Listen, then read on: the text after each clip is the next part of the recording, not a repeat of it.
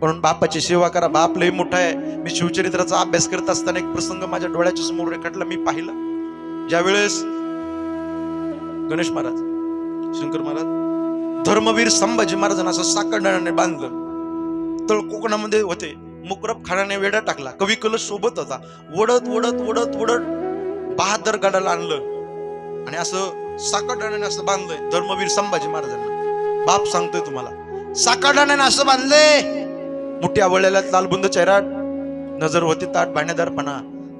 तख्तावून औरंगजेब खाली आला आणि संभाजी महाराजाच्या जवळ गेला. ए संभाजी आहे क्या? टचकन डोळ्यात पाणी आलं. का संभाजी महाराज का रडताय? दुश्मनाने साकडण्याने बांधलं म्हणून शंभूराजे रडत नाही. मला कैद केलंय शत्रूने म्हणून शंभूराजे रडत नाही. मंडळी, संभाजी महाराजाच्या डोळ्यात पाणी का आलं? आजच्या क्षणाला, आजच्या प्रसंगाला माझा बाप छत्रपती शिवाजी महाराज जिवंत असते.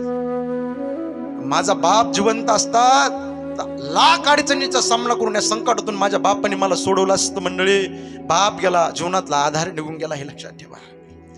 लय मोठा बाप आहे.